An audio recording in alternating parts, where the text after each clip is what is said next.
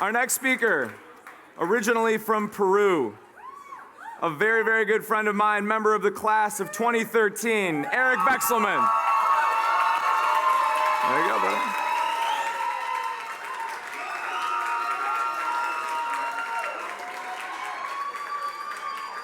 So let's get this started. Over winter break, I was on a plane heading back to Peru when something interesting happened to me.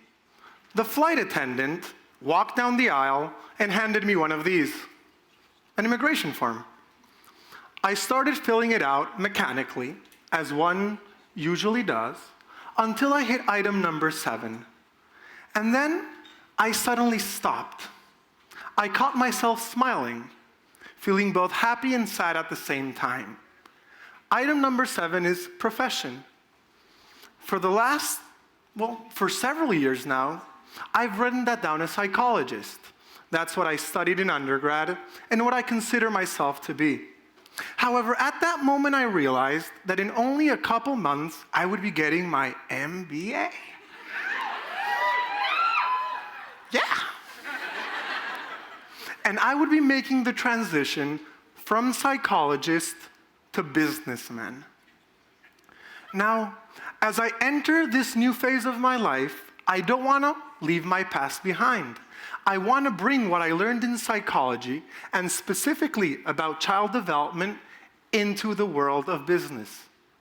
Strangely enough, what helps us develop as children can also help us thrive in business. Today, I want to talk about 3 things that business can learn from child development.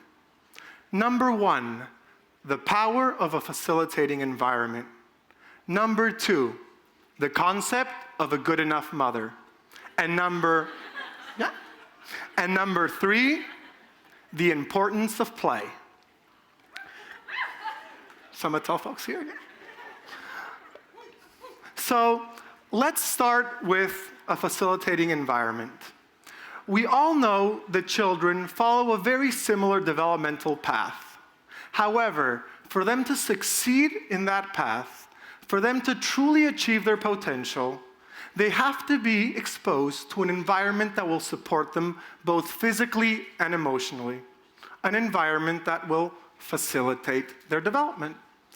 It's really easy to understand why a child, fragile and new to this world, needs such a strong support system, but adult and businesses need it too.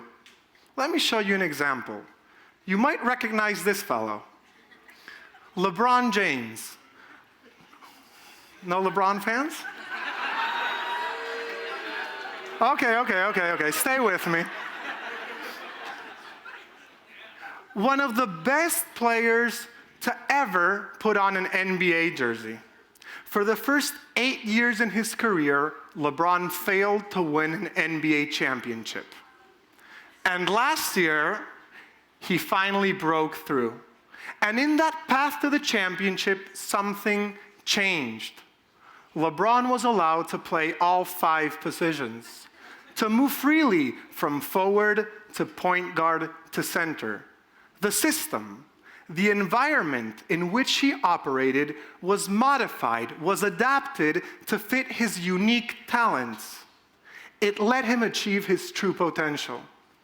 As we go into our future jobs, we have to know that talent won't be enough. The roles that we adopt, the environments that we facilitate for ourselves and for others will be huge in determining our success. Moving on, let me show you my favorite t-shirt growing up. Second place is the first loser. Let's let that sit in for a second. I truly believe those words. I loved that t-shirt and my mom hated it.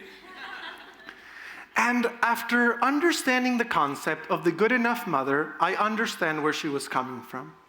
Now, let me use some of the tools I've learned here in business school to explain this concept. On the y-axis, we have our dependent variable, child development. On the x-axis, we have our independent variable, mother. So, Child development depends on the mother. To make this easy, let's draw our normal distribution. Yeah! So, I'm pretty sure you will all agree with me that a terrible mother, one that doesn't attend to her child, that is emotionally distant, will lead to pretty bad child development. What's more interesting, though, is that a perfect mother, one that responds to every single one of her child's needs, that jumps and runs every time he cries, won't do that well either.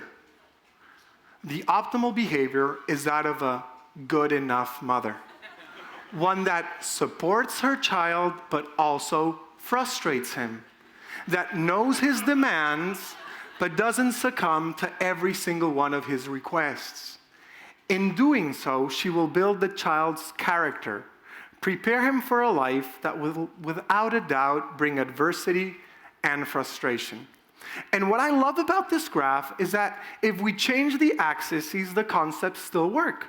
So if we replace child development for satisfaction and mother for expectations, and we think about ourselves in our jobs and the projects we take on, if we expect to be perfect, satisfaction will be hard to come by. And let's push this a bit further and do potential as a function of performance. If we are always performing great, making absolutely no mistakes, then maybe we're just in our small comfort zone. We're not willing to take the risk of being only good enough.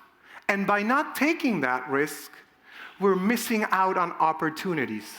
We're not reaching our true potential. So, finally, let me talk to you about the importance of play. I've been playing for many years, first as a kid, then as a psychologist working with children through play, and then also as a clown, and then you can see me with my red nose and my clown friends, and we're all really happy. And for children, play is very important. It develops their cognitive skills. It really develops also their imagination and their creativity, and it can do the same for us. Let me share one of my favorite stories taken from The Little Prince. So the Little Prince made this amazing drawing, and he showed it to adults all around. And he was very surprised because nobody was scared. See, adults saw a hat, but the Little Prince saw a ferocious boa who had just eaten an elephant. When we grow up, we lose that ability that we had as children to view the world with different eyes. By playing, we access our inner child.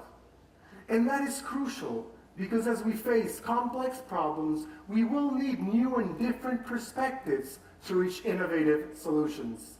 Play is a magical key that can unlock our imagination.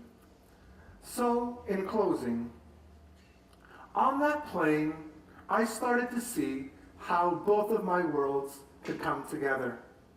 The next time any of you is on a plane, and a lovely flight attendant hands you an immigration form, I invite you to pause on item number 7.